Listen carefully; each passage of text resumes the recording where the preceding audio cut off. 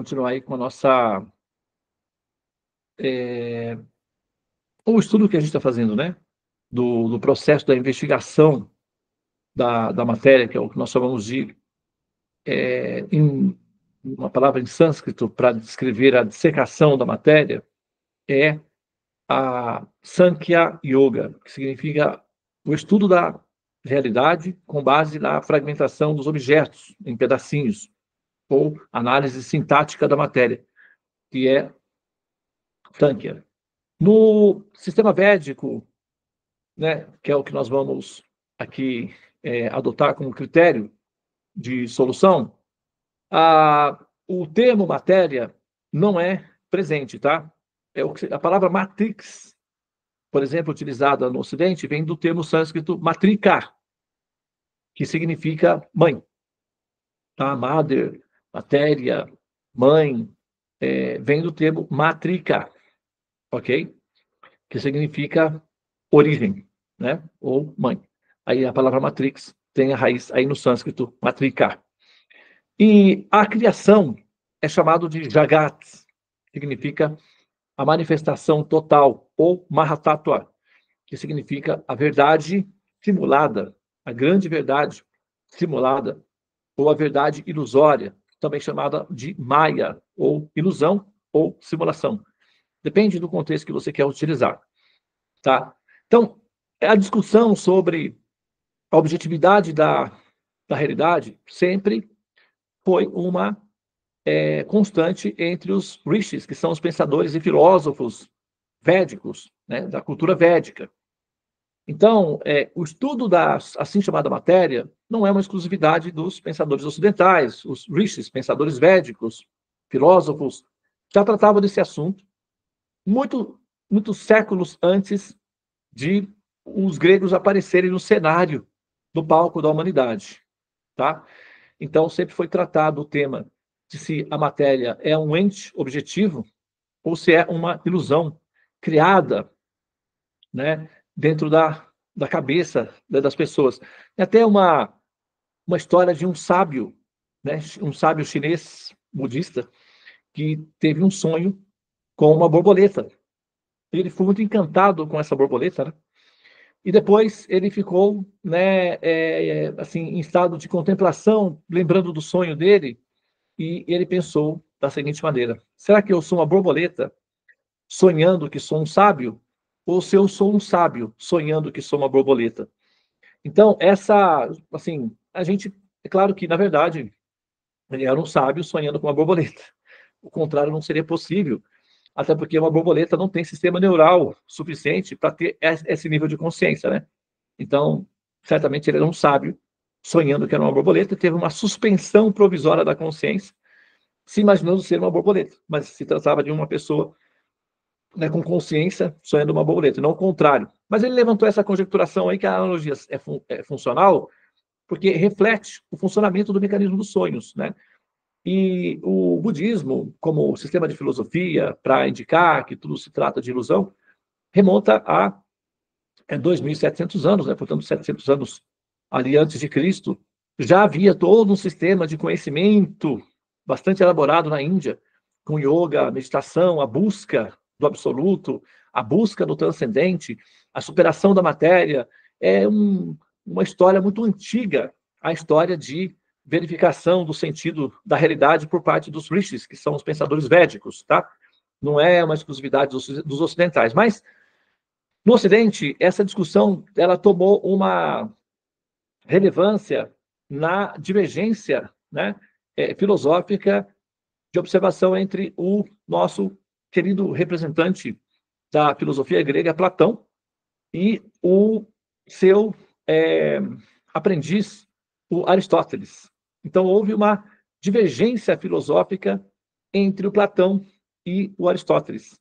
O Platão vai dizer que o mundo, na verdade, é uma simulação idealística que começa na mente e depois é projetada para o Ocidente. O Hegel vai retomar essa teoria, não é, com o idealismo mais depois lá na frente, mas o idealismo ele foi apresentado pelo pensador Platão na Grécia, naquele período dele.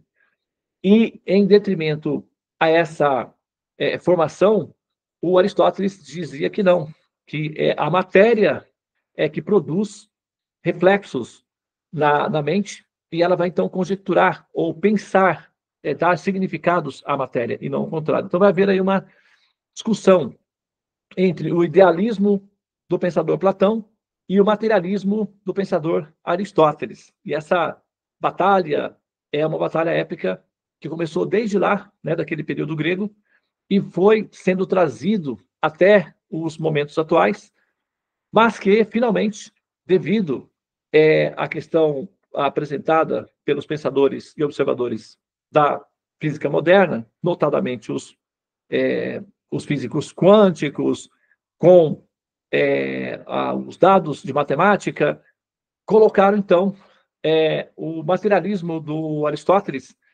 em xeque. Né? Na verdade, então, parece que o idealismo de Platão novamente consegue ir um pouco mais adiante, e o mestre supera seu discípulo e aprendiz, o Aristóteles, que ficou um pouco ali tacado, né? Meados do século, no início do século XX, 1950, quando começaram a aparecer os primeiros, antes um pouco, né, com o Max Planck, já começaram a aparecer os primeiros físicos quânticos, e o resultado disso é que o materialismo de Platão ficou sendo obsoleto, em detrimento do idealismo, aliás, o materialismo de Aristóteles, né, ficou obsoleto, em detrimento do idealismo de Platão. Então, o idealismo de Platão sobrevive ao materialismo de Aristóteles. Na verdade, o que nós chamamos de matéria, ou o conceito de materialismo, atualmente é um conceito obsoleto, porque para ver o materialismo, tem que haver a matéria, ok? E uma vez que a matéria são dados matemáticos projetados e interpretados pelo sistema neural como realidades objetivas, então a gente não tem como afirmar uma matéria, né? Propriamente o que nós chamamos de matéria bariônica, que foi falado, foi denominado lá atrás como matéria bariônica, atualmente, né, não tem mais essa consistência de ser do ponto de vista da observação de todos os dados de empirismo, dados empíricos que nós temos atualmente sobre esses estudos que foram feitos acerca dessa realidade que é a construção e a relação de intercâmbio com o mundo e a criação. Tá? Então, não é bem assim que a coisa funciona, né?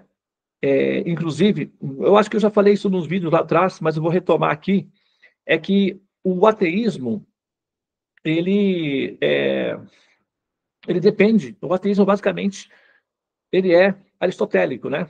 O ateísmo, ele é aristotélico. E ele precisa muito que a matéria funcione, ou que a matéria exista, para que ele possa existir também.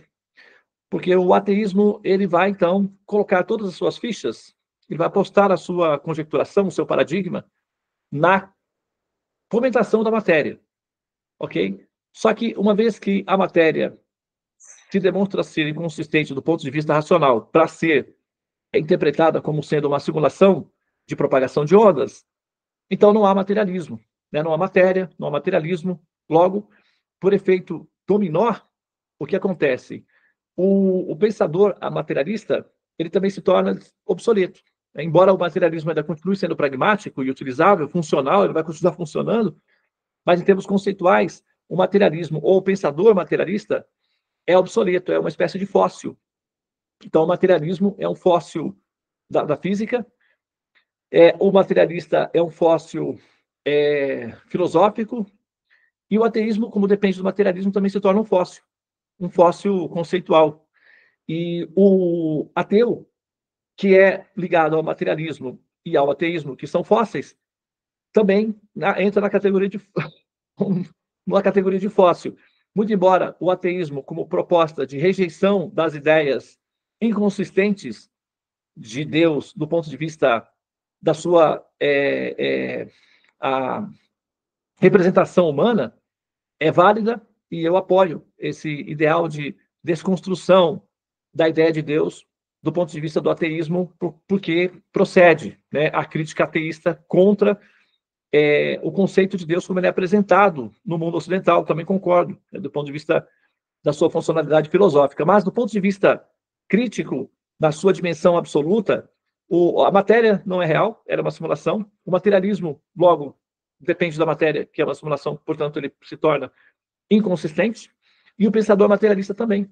Então, numa escala de valores decrescentes, todos, né, no efeito dominó, caem por terra, no sentido de que não são mais funcionais diante da observação de dados científicos que nós temos atualmente.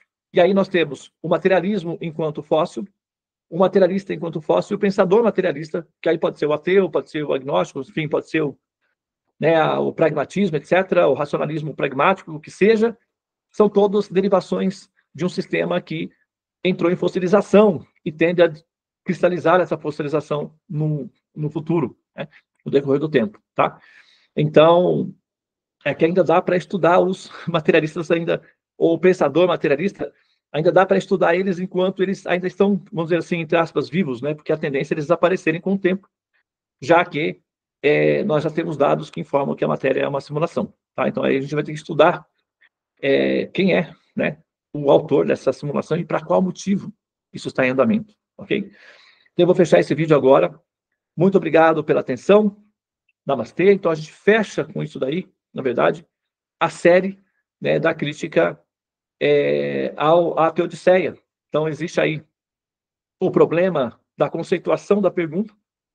Então nós revisamos a estrutura da pergunta, ok? E agora nós já temos uma alternativa para repensar uma resposta com base nessa nova realidade que se descortina diante de nós, tá bem? E é isso que a gente vai fazer agora, daqui para frente aí, com os próximos vídeos. Muito bem? Mais uma vez, obrigado pela atenção. Namastê, namaskar. E a gente volta a se falar na próxima gravação.